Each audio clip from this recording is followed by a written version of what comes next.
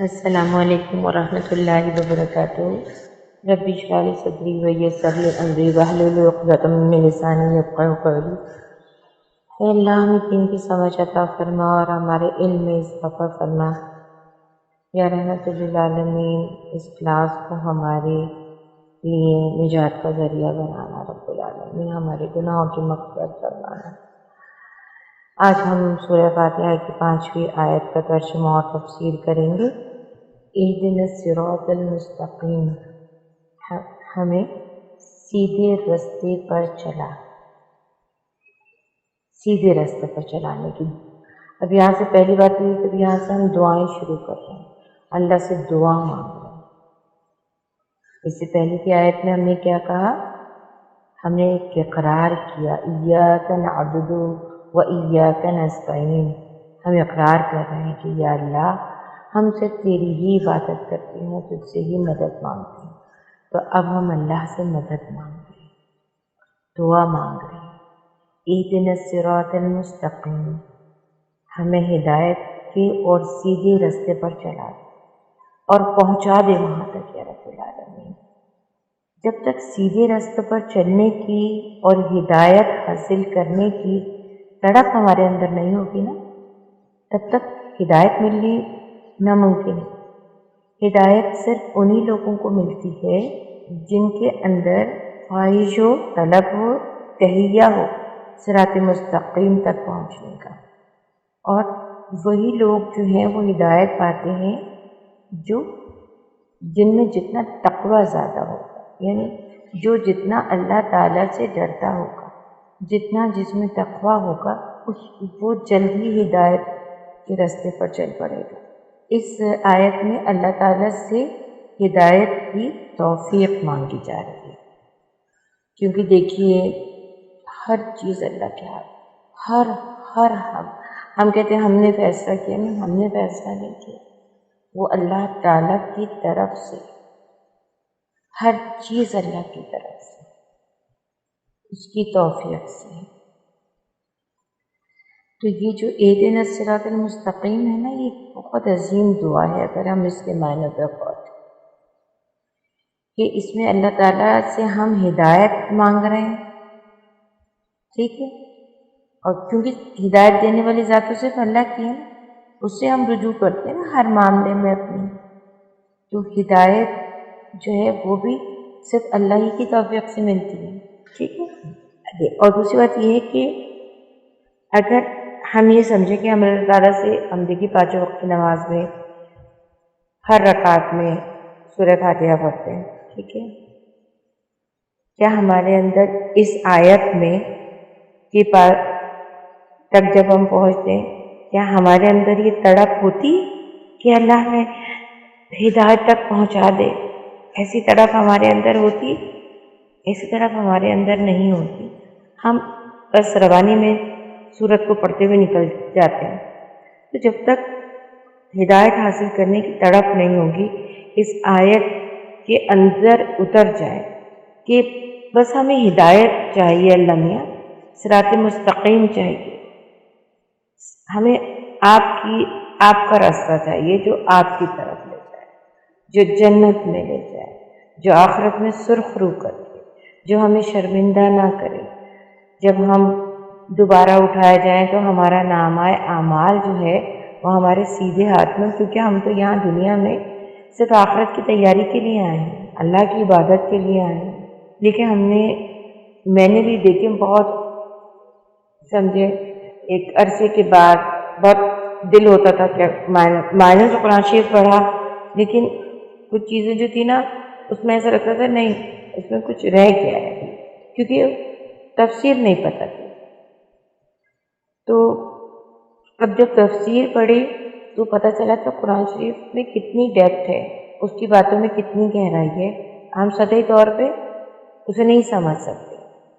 اندر کیا ہے، اندر اس کی کیا کچھ ہے، یہ تو پڑھنے کے بعد پتہ چلتا ہے، اور عقل حیران رہ جاتی ہے، اور فرق جو ہیں وہ دماغ کے کھلتے چلے جاتے ہیں کہ ہم اب تک کتنے خسارے میں تھے، ہم دین سے غافل تھے، ہم کہاں تھے، ہم نے بہت وقت گنوا دیا اپنا۔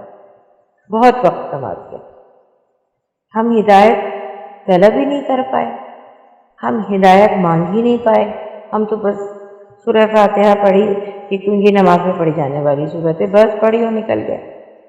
آج جب ہم پڑھتے ہیں تو پتہ چلتا ہے کہ یہ تو ایک بہت عظیم دعا ہے۔ ہدایت جو ہے وہ آپ کو دعا مانگنے سے نہیں ملے گی حالی، ٹھیک ہے؟ کہ ہم نے کہہ دیا کہ زبانی طور پر کہہ دیا اور بس یہ ہوا کہ اللہ قبول کر لے گا، جب تک ہم عملی طور پر ایفرٹ نہیں کریں گے، اس کا ارادہ نہیں کریں گے، اس کی خواہش نہیں کریں گے اور اس رستے کی طرف، ہدایت کے رستے کی طرف اپنے قدم نہیں بڑھائیں گے، تب تک یہ صرف دعا ہے جو ویسے تو اللہ تعالیٰ جو ہے وہ دعاؤں کو قبول کرنے والا ہے، لیکن جب تک عملی طور پہ کچھ نہیں ہوگا دعا کا بھی کوئی فائدہ نہیں ہے۔ خواہش، طلب، تہیہ، ٹھیک ہے، یہ سب صراط مستقیم تک پہنچائیں گے ہمیں، اور دل سے دعا یہ کرنی چاہیے کہ اللہ تعالیٰ ہمیں صراط مستقیم پہ چلنے کی توفیق عطا فرمائے۔ اور ہمیں دیکھیے جو راستہ اللہ کی طرف جاتا ہے، جو دین کی طرف جاتا ہے، اس میں بڑی رکاوٹیں ہیں، بہت رکاوٹیں ہیں، کیونکہ شیطان جو ہے وہ آپ سمجھ لیجیے کہ ہر وقت ہمارے ساتھ ہے۔ سب سے بڑا تو ہمارا اپنا نفس ہے جو کہ ہمیں اکساتا رہتا ہے، ارے جو تھوڑی دیر میں نماز پڑھ لیں گے، ابھی کرتے ہیں وضو، پھر ابھی تو اذان ہوئے ہوئے اتنا ٹائم ہو گیا، اور پھر یہ کہ اور بہت سے کام ہیں، چلو ڈرامہ دیکھ لیتے ہیں، پھر بعد میں قرآن شریف پڑھ لیں گے۔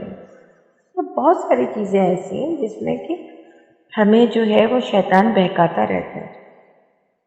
ایکچولی ہمیں شیطان سے لڑنا ہے، اللہ کی بات ہے، اپنے نفس سے لڑنا ہے کہ ہم نے جو ہے بس نماز وقت پہ پڑھنی ہے، اچھے کام کرنے ہیں، اللہ کی اطاعت کرنی ہے، اللہ کے احکامات پر عمل کرنا ہے، اپنی زندگی کو اللہ کے بتائے ہوئے طریقوں پہ گزارنا ہے۔ تو اللہ تعالیٰ ہمیں توفیق دے اور اپنے عمل سے، کیونکہ دیکھیے علم تو ہم نے قرآن شریف کا حاصل کر لیا، لیکن جب تک عمل نہیں ہوگا نا اس علم پر، تب تک وہ علم بے فائدہ ہے۔ علم ہم نے حاصل کیا، ہم نے قرآن شریف پڑھ لیا، ہم نے اس کی تفسیر پڑھ لیا، ہم نے اس کے معنی پڑھ لیے، ہمیں سمجھ آ گیا، لیکن عمل سے کچھ ظاہر نہیں ہے۔ اگر عمل سے کچھ ظاہر نہیں ہے تو پھر فائدہ نہیں ہے۔ تو علم حاصل کر کے اپنے عمل میں وہ چیز لے کر آنا ہے۔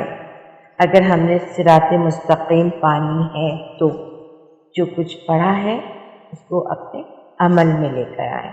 اللہ تعالیٰ ہمیں توفیق دے اور اللہ تعالیٰ ہمیں اللہ کے احکامات پر چلنے کی توفیق عطا فرمائے اور نماز کی پابندی عطا فرمائے اور ہماری نسلوں کو صاحب ایمان رکھے اور ہمارا خاتمہ جو ہے وہ کلمہ طیبہ پہ ہو اور موت کے وقت ہمیں اللہ تعالیٰ آسانیاں عطا فرمائے اور جنت الفردوس عطا فرمائے ہم سب کو، اور اللہ تعالیٰ ہم سب کے لیے آسانیاں کرے دنیا میں بھی اور آخرت میں بھی، کیونکہ آخرت کی زندگی دائمی زندگی ہے اور دنیا کی زندگی فانی ہے۔ ایک جگہ میں پڑھ رہی تھی کسی بزرگ سے کسی نے پوچھا کہ قرآن مکمل ضابطہ حیات ہے، تو انہوں نے یہ کہا کہ بالکل مکمل ضابطہ حیات ہے۔ تو کہنے لگے کہ مکمل ضابطہ حیات سے کیا مطلب؟ انہوں نے کہا دیکھو یہ جو تم گزار رہے ہو نا یہ زندگی ہے، یہ ختم ہو جائے گی، جو حیات ہے وہ دائمی ہے۔ تو اور جب میں نے یہ بات مجھے بہت اچھی لگی کہ مکمل ضابطہ حیات ہے، یہ اس میں دنیا کے بارے میں بھی سب کچھ بتایا ہوا ہے اور آخرت کے بارے میں بھی سب کچھ بتایا ہے۔ تو سورہ رحمان آپ پڑھیں تو آپ کو مزہ آ جاتا ہے پڑھ کے، کیا نقشہ کھینچا ہوا ہے۔ تو اللہ تعالیٰ ہم سب کو قرآن شریف کو پڑھنے کی اور اس پر عمل کرنے کی اور اس کی باتوں کو سمجھنے کی توفیق دے اور نیک بنائے اور نماز کی پابندی عطا فرمائے، آمین ثم آمین۔ اور میرا لیسن ضرور سنیے اور مجھے بتایا کیجیے کہ کیسے سمجھ میں آ رہا ہے۔ تاکہ مجھے پتہ چلے کہ میں جو آپ لوگوں کو بتا رہی ہوں وہ آپ لوگوں کو صحیح طور پہ سمجھ میں آ رہا ہے یا اور آپ لوگ چاہتے ہیں. میں اصل میں کم ٹائم اس لیے رکھتی ہوں تاکہ سب لوگ آسانی سے سن لیں. لمبا ہو جاتا ہے تو پھر ذرا سننا مشکل ہوتا ہے. السلام علیکم ورحمۃ اللہ وبرکاتہ. ربنا تقبل منا انک انت السمیع العلیم.